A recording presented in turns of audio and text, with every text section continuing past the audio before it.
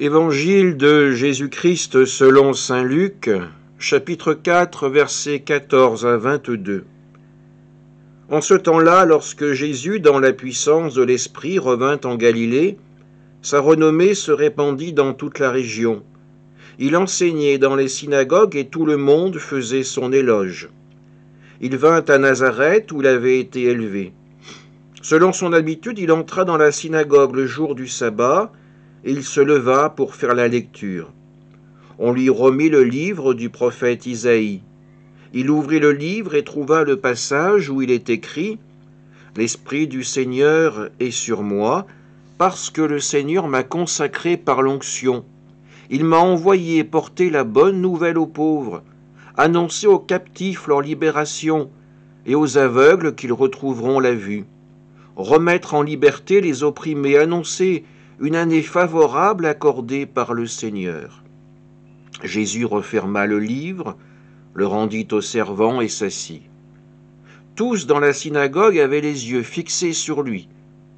Alors il se mit à leur dire « Aujourd'hui s'accomplit ce passage de l'Écriture que vous venez d'entendre. » Tous lui rendaient témoignage et s'étonnaient des paroles de grâce qui sortaient de sa bouche.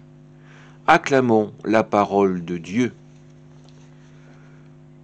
Une scène qui a l'air assez habituelle dans la vie de Jésus.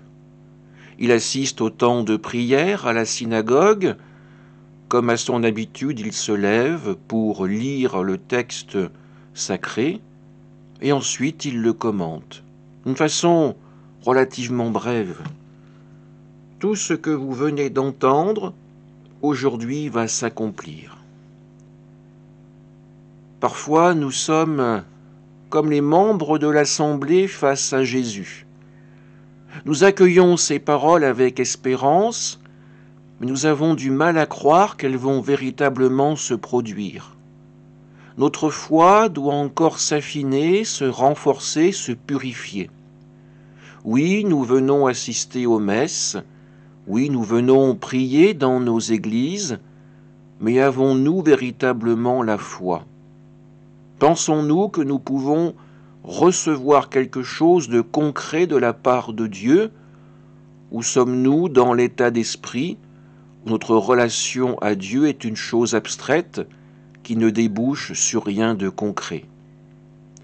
Nos présences dans nos églises sont un signe visible, un signe concret que notre foi est réelle, que notre Dieu est bien là à côté de nous, qu'il se fait proche comme Jésus lors de l'Eucharistie, comme Jésus lors du sacrement du pardon.